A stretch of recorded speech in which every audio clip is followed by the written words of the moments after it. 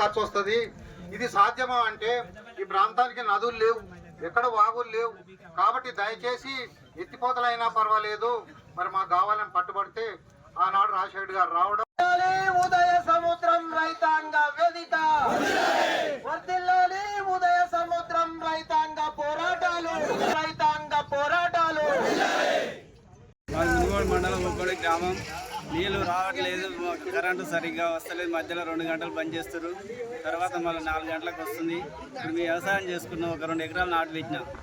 నాటు పెడితే ఇప్పుడు నీళ్లు లేక పసులు అల్లాడి అమ్ముకుంటున్నాం. మాకు కాలువ తీస్తున్నారు, తాళేళ్ళ చెర్లకు కాలువ పెడుతున్నారు, కాలువ రాలే.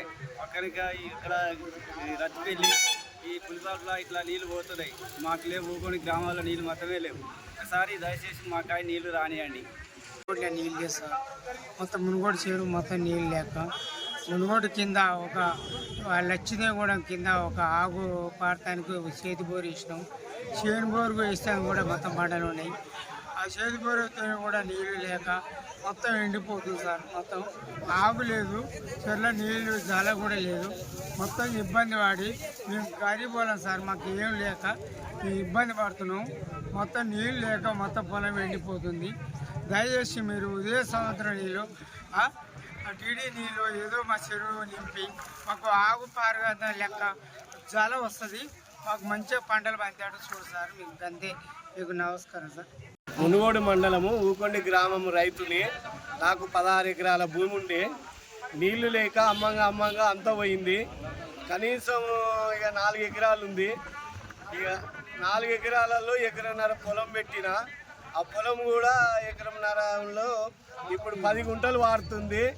మాకు నీళ్లు పక్కనే ఉన్నాయి, ఉదయ సముద్రము పక్క ఊర్లోకి వస్తుంది. మా ఊకొండి గ్రామానికి తాళ్ళిల్లాములకు సింగారము నీళ్లు రావట్లేదు, ఉన్న పొలం ఎండిపోతుంది.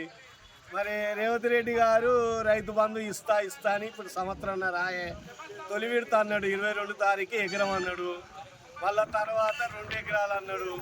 అంత అమ్మంగా నాకు ఉన్నది 3 ఎకరాలు ఉంది. మరి ఎప్పుడు పడుతుందో, ఇక పడుతుంది అని ఎదురు చూస్తున్నాం. ఉన్న పొలం ఎండిపోయింది. అవి అన్న పడితే కాస్త ఖర్చులకు అయితే అని కోరుకుంటున్నాం. ఈరోజు మునుగోడు మండల కేంద్రంలో ఎంఆర్ఓ ఆఫీస్ ఎదురుగా రైతాంగ ధర్నా ఏర్పాటు చేయడం జరిగింది. దీని ప్రధాన ఉద్దేశం, ఈ ప్రాంతం కరువు కాటకాలతో అల్లాడిపోతుంది. అయినా ఈ ప్రాంతం ఉన్న ఎవరు పట్టించుకోకుండా రైతులు ఎంతోమంది ఇబ్బంది పాలు అవుతున్నారు. ఈరోజు ఎకరానికి 30 నుంచి 40 రూపాయలు ఖర్చు చేసి పొలాలు నాట్లేసి కోత దశకు వచ్చి, అంటే ఇలా పొట్టకొచ్చి ఈనే దశకు, అంటే ఇంకొక 20 రోజులు 10 రోజులు పారితే ఆ రైతు చేతికి పంట వచ్చే ఆ సమయంలో ఎండిపోయి ఆ పంటను పశువులను మేపుకున్న పరిస్థితి.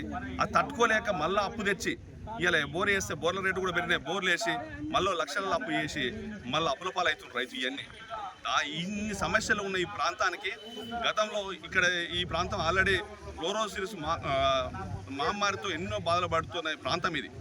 గతంలో ఈ ఫ్లోరోసిస్ వల్ల కీళ్ళు వంకరపోయి, బొక్కలు వంకరపోయి, ఇలా కీళ్ళ నొప్పులు, కాళ్ళ నొప్పులు ఏదో సమస్యలతో ఉన్నాడు. WHO నివేదిక ప్రకారం ఫ్లోరైడ్ శాతం 1 లీటర్ నీటిలో 1.1 నుంచి 1.5 మిల్లీలీటర్ వరకు ఫ్లోరోసిస్ ఉండొచ్చు. కానీ WHO నివేదిక ప్రకారం 4.6 ml పర్ లీటర్కు ఇక్కడ ఫ్లోరైడ్ శాతం ఉన్నది. దీనివల్ల ఎంతో ఇబ్బంది పడుతున్నారు తీవ్రంగా. దీన్ని దృష్టిలో పెట్టుకుని గతంలో ప్రభుత్వాలు ఈ ఫ్లోరోసిస్ తరివేస్తామని చెప్పి మాటలు చెప్పి ఒక ప్రాజెక్ట్ ఏర్పాటు చేయడం జరిగింది. ఇలా బ్రాహ్మణుల ప్రాజెక్ట్ చెప్పి దాదాపు 20 సంవత్సరాలు అవుతున్నది.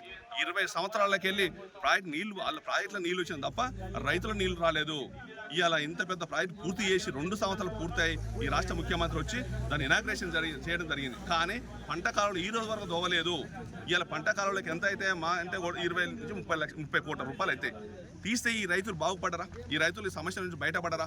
కనీసం ఇక్కడ ఉన్న ప్రాంతంలో ఉన్న నాయకులు కూడా దానికి పట్టించుకోకపోవడం వల్ల ఈ ప్రాంత ప్రజలు నిర్లక్ష్యానికి గురై ఎన్నో అప్పుల పాలై ఇబ్బందులు పడుతున్న విషయం వాస్తవం కాదా?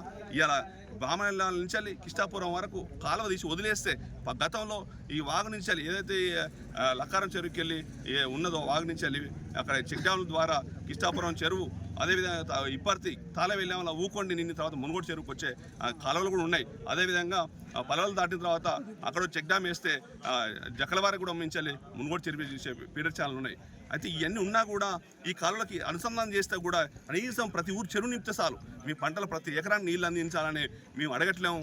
ఓన్లీ మాకున్న మా ప్రాంతంలో ఉన్న చెరువులు, మా ఊర్లలో ఉన్న చెరువులు నింపితే ఆ ప్రాంతంలో ఉన్న బోర్ల సమస్య, బోర్లు మంచిగా పోసి పంటలు పంతానే ఉద్దేశంతో ఇవాళ మీ రైతాంగం మొత్తం స్వచ్ఛందంగా, పార్టీలకు అతీతంగా, పార్టీలు కాదు మాకు ముఖ్యం, మా భవిష్యత్తే ముఖ్యం, మా ప్రాంత భవిష్యత్తే ముఖ్యం అనే లక్ష్యంతో ప్రతి ఒక్కరు ఇలా వచ్చి ఈ రైతాంగ ధరలో కూర్చోవడం జరుగుతుంది.